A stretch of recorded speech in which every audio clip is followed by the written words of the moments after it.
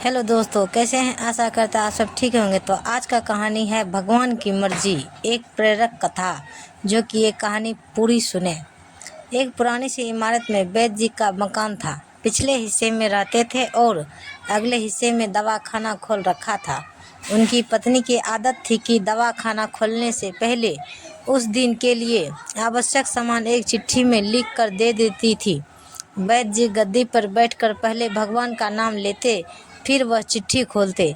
पत्नी ने जो बातें लिखी होती उनके भाव देखते, फिर उनका हिसाब करते, फिर परमात्मा से प्रार्थना करते कि हे भगवान, मैं केवल तेरे ही आदेश के अनुसार तेरी भक्ति छोड़कर यहाँ दुनियादारी के चक्कर में आ बैठा हूँ। वैद्य जी कभी अपने मुंह से किसी रोगी से फीस नहीं मांगते थे। कोई देता था, कोई नहीं देता था, किंतु एक बात निश्चित थी कि ज्यों ही उस दिन के आवश्यक सामान खरीदने योग्य पैसे पूरे हो जाते थे, उसके बाद वह किसी से भी दवा के पैसे नहीं लेते थे, चाहे रोगी कितना ही धनवान क्यों न हो।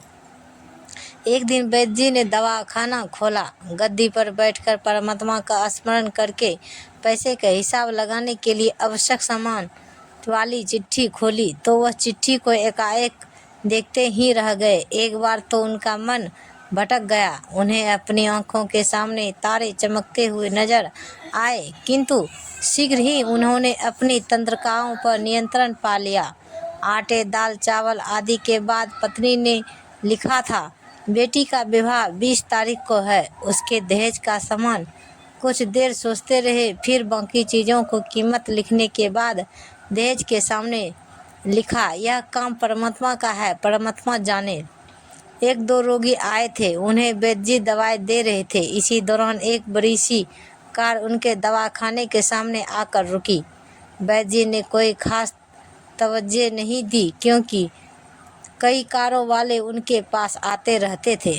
दोनों मरीज दवाई लेकर चले गए। वह स्ट्रेट बुटेट साहब कार से बाहर निकले और नमस्ते करके बेंच पर बैठ गए। वैद्य जी ने कहा कि अगर आपको अपने लिए दवा लेनी है तो इधर स्टूल पर आइए ताकि आपकी नाड़ी देख लूं, और अगर किसी रोगी की दवाई लेकर जाना है तो बीमारी की स्थिति का वर्णन करें। वह साहब कहने लगे, वैद्य जी, आपने मुझे पहचाना नहीं। मेरा नाम कृष्णलाल है, लेकिन आप मुझे पहचान भी कैसे सकते हैं, क्योंकि मैं 15-16 साल बाद आपके दवाखाने पर आया हूँ। आपको पिछली मुलाकात का हाल सुनाता हूँ, फिर आपको सारी बात याद आ जाएगी। जब मैं पहली बार यहाँ आया था तो मैं खुद नहीं आया था, अपितु ईश्वर मुझे आपके पास ले आया था, क्योंकि ईश्वर ने मुझ पर कृपा की थी और वह मेरा घर आबाद करना चाहता था। हुआ इस तरह था कि मैं कार से अपने पैतृक घर जा रहा था। बिल्कुल आपके दवाखाने के सामने हमारी कार पंक्चर हो गई। ड्राइवर कार का पहिया उतारकर पंक्चर लगवाने चला गया। आपने देखा कि गर्मी में मैं कार के पास खड़ा था, तो आपने मेरे पास आए और दवाखाने की ओर इशारा किया और कहा कि इधर आकर कुर्सी पर बैठ जाइए। अंधा क्या चाहे, 2 आंखें और कुर्सी पर आकर बैठ गया। ड्राइवर ने कुछ ज़्यादा ही देर लगा दी थी। एक छोटी सी बच्ची भी यहाँ आपकी मेज के पास खड़ी थी और बार बार कह रही थी, चलो ना बाबा, मुझे भूख लगी है। आप उससे कह रहे थे कि बेटी थोड़ा धीरज धरो, चलते हैं। मैं यह सोचकर कि इतनी देर से आपके पास बैठा था और मेरे ही कारण आप खाना खाने भी नहीं जा रहे थे, मुझे कोई दवाई खरीद लेनी चाहिए ताकि आप मेरे बैठने का भार महसूस ना करें। मैंने कहा, वैद्य जी, मैंने पिछले 5-6 साल से इंग्लैंड में रहकर कारोबार कर रहा हूँ। इंग्लैंड जाने से पहले मेरी शादी हो गई थी, लेकिन अब तक बच्चे के सुख से वंचित हूँ। यहाँ भी इलाज कराया और वहाँ इंग्लैंड में भी, लेकिन किस्मत ने निराशा के सिवा और कुछ नहीं दिया। आपने कहा था, मेरे भाई, भगवान से निराश ना हो। याद रखो कि उसके कोष में किसी चीज़ की कोई कमी नहीं है। आस, औलाद, धन, इज्जत, सुख, दुख, जीवन, मृत्यु, सब कुछ इसी के हाथ में है। यह किसी वैद्य या डॉक्टर के हाथ में नहीं होता और ना ही किसी दवा में होता है। जो कुछ होना होता है वह सब भगवान के आदेश से होता है। औलाद देनी है तो उसी ने देनी है। मुझे याद है आप बातें करते जा रहे थे और साथ साथ पुड़िया भी बनाते जा रहे थे।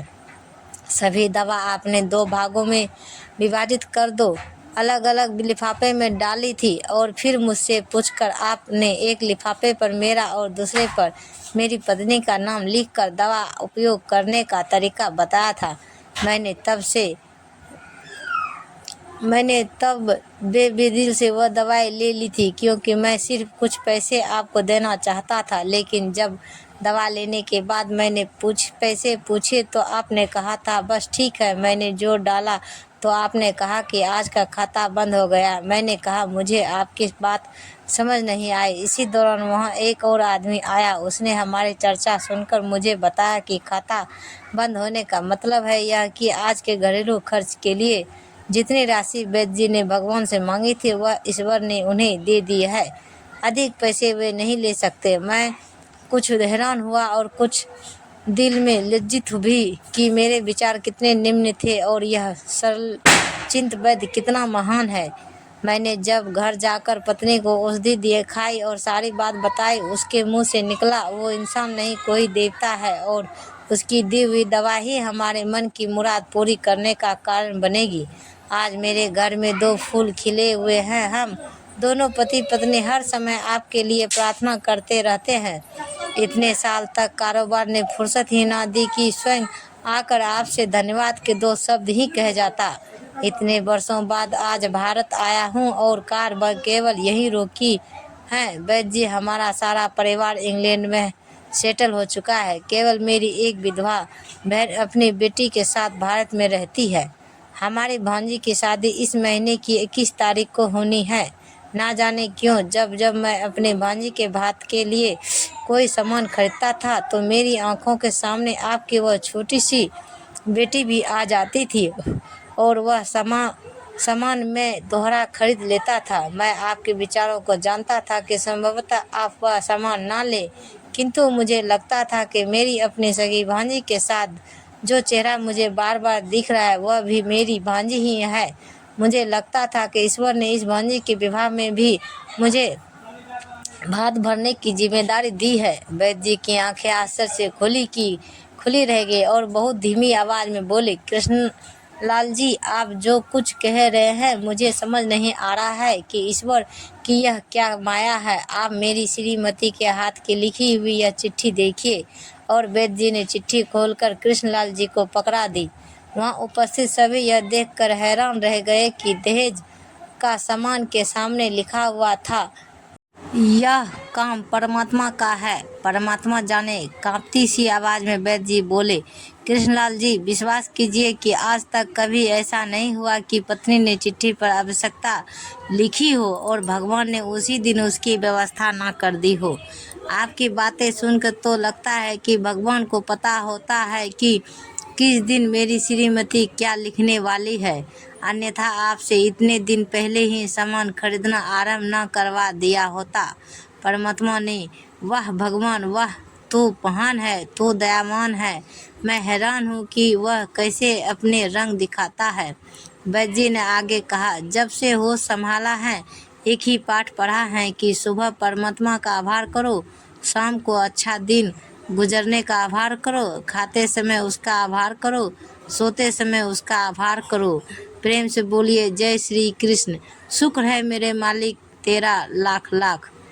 तो दोस्तों, कहानी अगर मेरी का वीडियो पसंद आई है तो मेरे चैनल को सब्सक्राइब करें और वीडियो को लाइक ज़रूर करें। धन्यवाद। तो गाइज, मिलते हैं अगले वीडियो के साथ। तब तक बाय बाय गाइज।